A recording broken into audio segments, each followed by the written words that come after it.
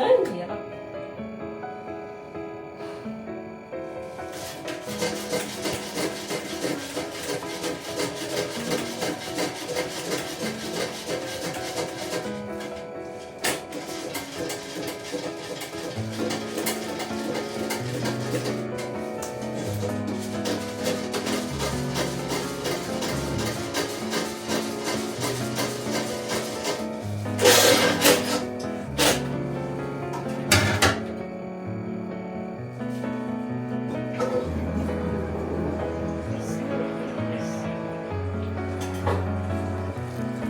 Good morning mga bebs. Welcome back sa aking channel. It's Friday. Kamusta naman kayo? Sana okay lang kayo.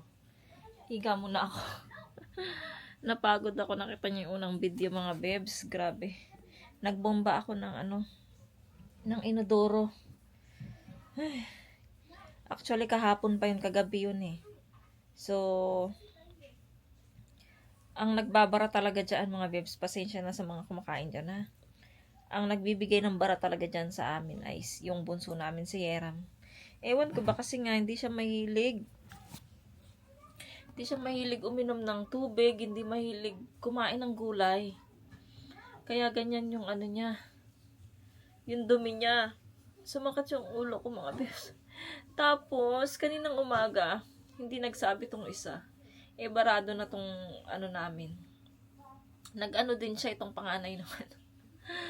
Ay, sobrang sakit ng ulo ko. Tapos ngayon na ko na siya. So, lumabas na lahat, bumaba na lahat. Pero, barado pa rin siya mga bebs. Nakailang ganun na ako. Hirap na ako.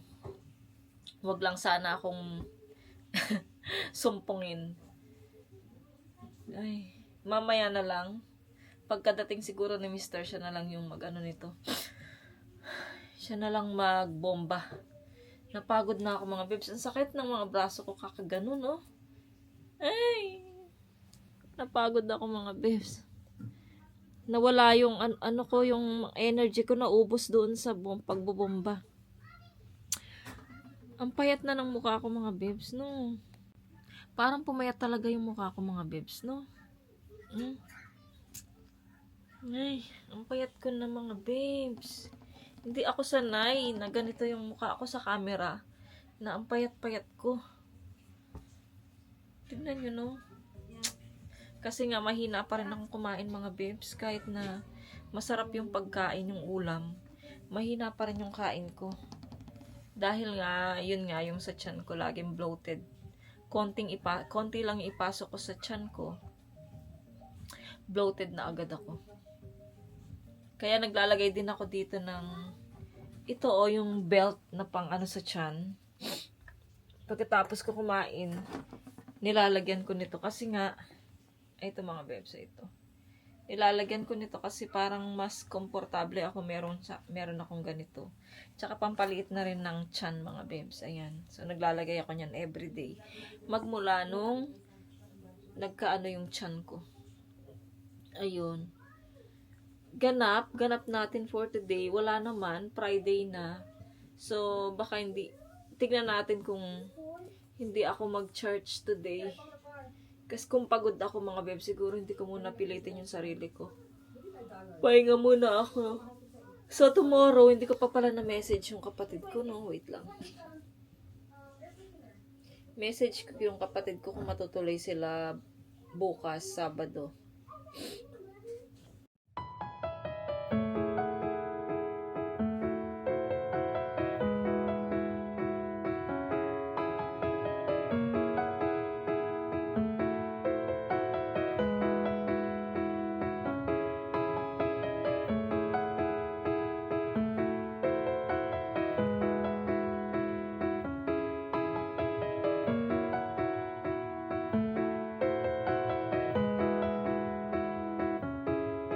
Hi mga bebs.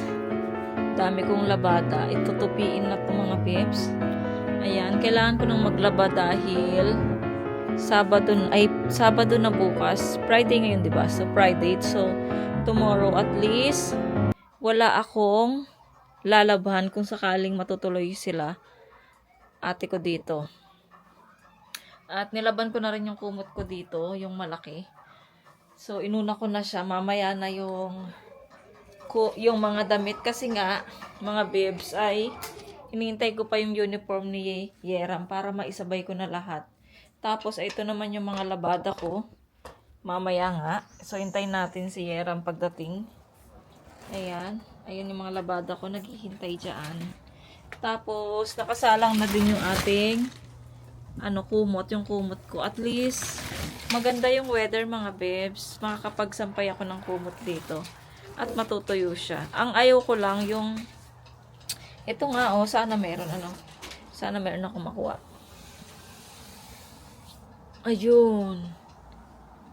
Mga bebs, kita nyo ba yung yellow na yan? Yellow na alikabok. Iyan yung Iyan yung nagpapa-allergy sa akin mga bebs. Itong yellow na to. Ito yung galing sa mga pine tree na dust. Kaya iyan yung aking kinaka-allergy. So pag sinampay ko yung kumot dyan maghapon, magdidikit dyan yung mga allergy. Kaya bago kunin yung sinampay mga bebs, pinapagpag muna namin para hindi pumasok sa loob ng bahay yung yellow dust na yan. Yun naman, pinapainit ko tong aming ulam ngayong lunch. Kasi kahapon mga bebs, yun nga kahapon, hindi ako nag-vlog, nagpahinga muna ako ng isang araw. Pero meron tayong premiere, diba? So napanood nyo na. So, ayun, nagpahinga ako ng isang araw. So, ngayon, Friday, vlog tayo. So, ngayon, kahapon kasi nagluto ako ng tinolang manok. Kasi meron pa akong nakita isang sayote dyan sa kwarto. Dyan sa rep. So, nakita ko, okay pa naman siya. Kasi nga, binalot ko sa foil. Nung November pa yun, mga bebs, yung ating sayote. Pero okay na okay pa siya. So, ngayon ay ito. Tapos, yung kapitbahay namin dito, nung isang araw, si ate, matagal na namin kapitbahay yan. So, binigyan kami ng gulay nung isang araw. Binigyan kami, kailan pa yung Wednesday. Ayun, binigyan kami ng gulay nung Wednesday.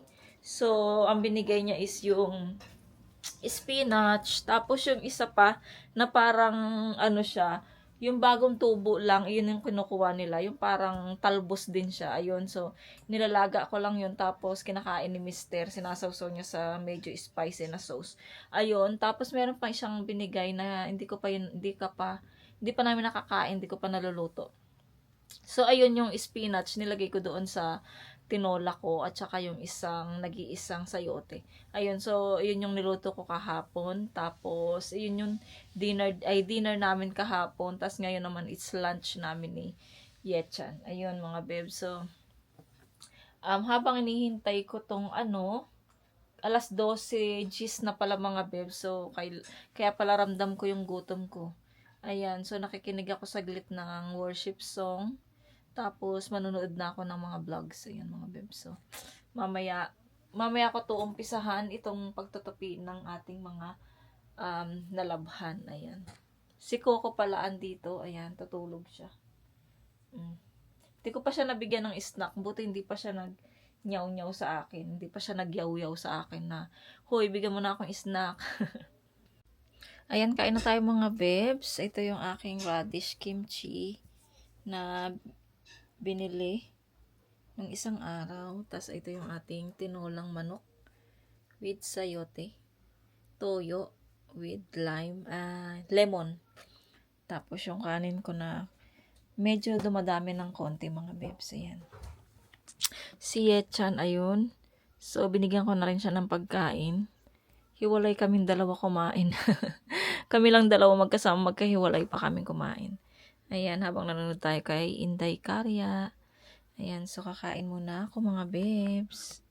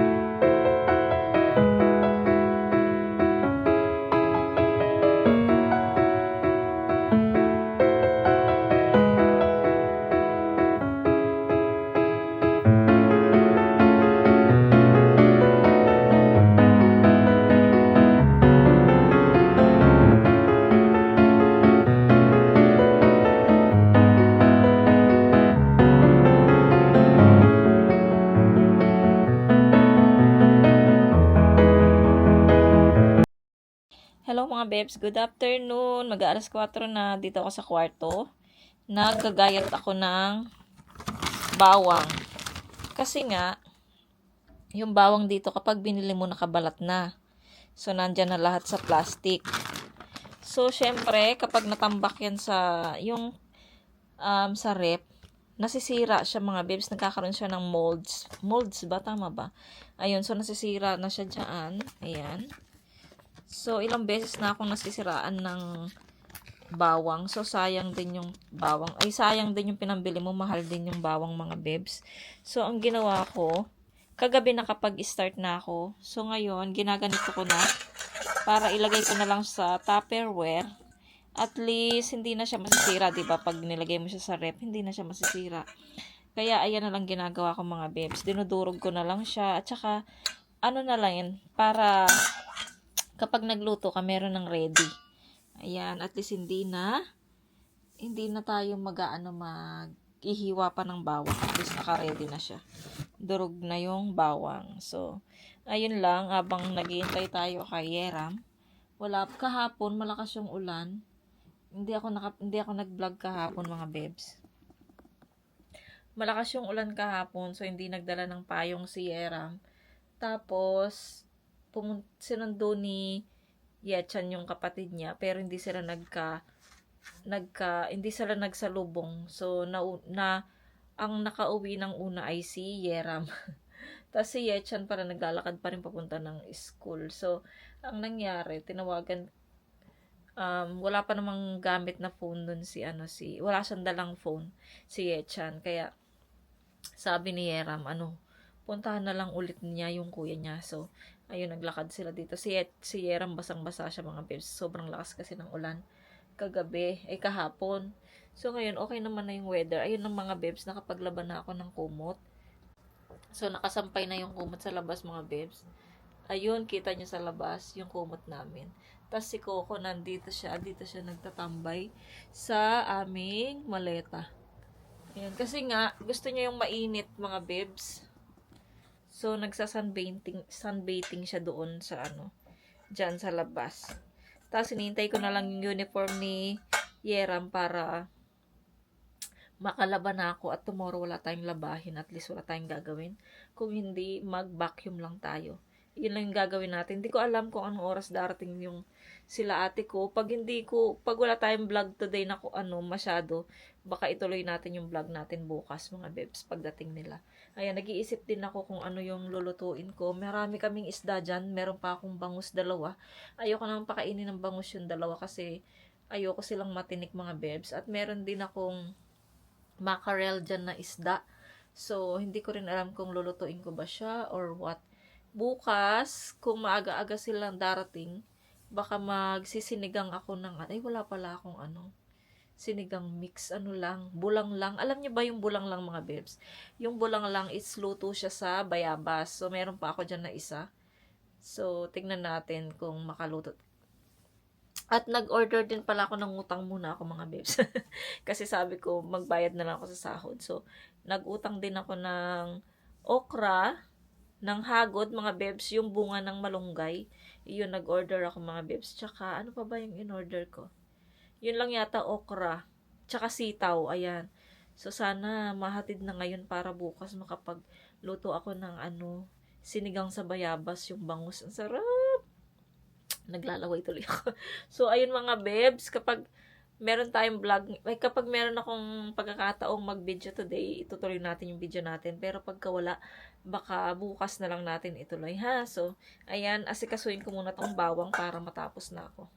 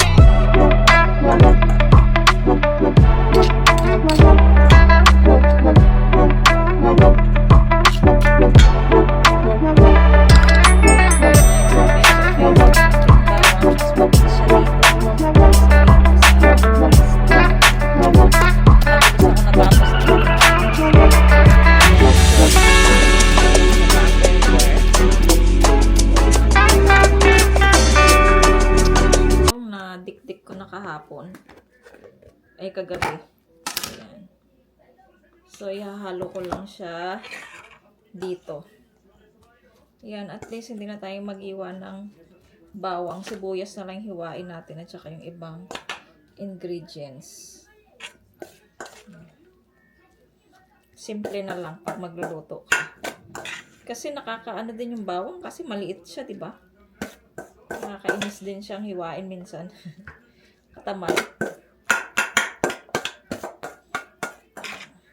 Ayan. Sumakit lang ulo ko yung amoy ng bawang. Baho.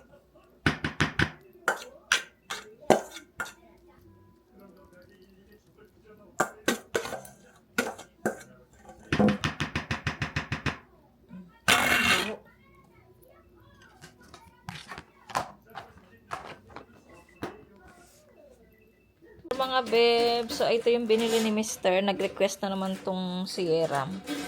Kasi sakto Friday dyan. So, market day. Ayan. Pagdating ni Mr., ayan, pinapabomba ko sa kanya yung CR. Please. 나는 찍지 말고. 여기만 wait. Yun siya mga bebs. Nakakabuisit.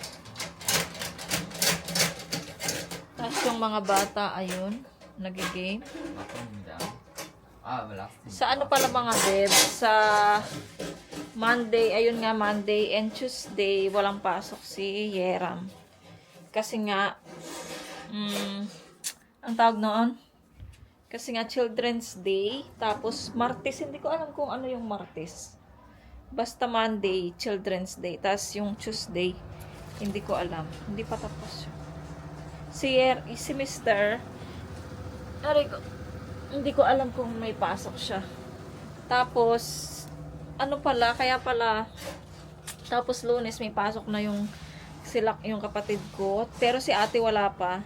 Pero uwi din sila ng Lunes. Lunes ng gabi siguro. Ay, Lunes ng hapon, dun din sila uwi. Or Sunday ng hapon. Ayan. Sana okay na. Gusto kong gumamit ng van yung mga babes. Tapos kakain pa kami. Sana maging okay na yan. Kawawa naman si Mr. Pagdating niya, nagbomba pa siya dyan. So, manunod muna ako ng vlog ni sis. Shout out sis. Sis Divina. Divina Roberts son vlogs. Ayan. Watching muna ako. Pinost ko lang kasi dumating si Mr. 이게 상추에 싸먹었는데 너 제 상추에 싸먹고 있어요. 그래. 그렇죠.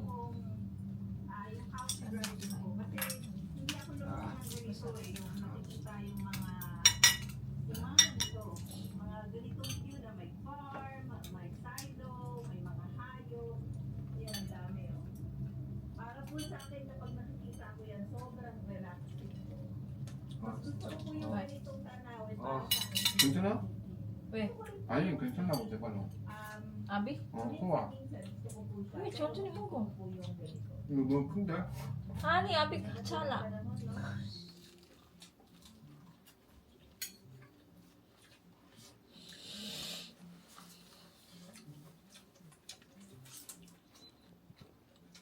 싸우면 천천히 작게 해가지고 싸우면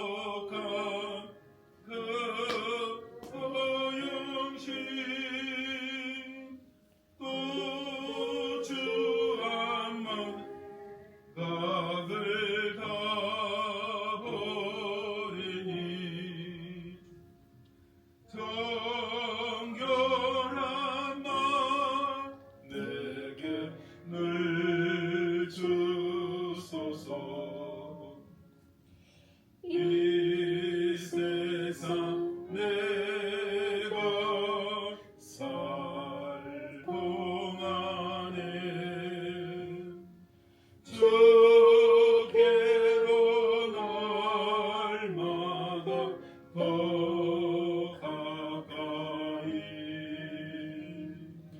점에는 전부 나 들어가 없는 동락을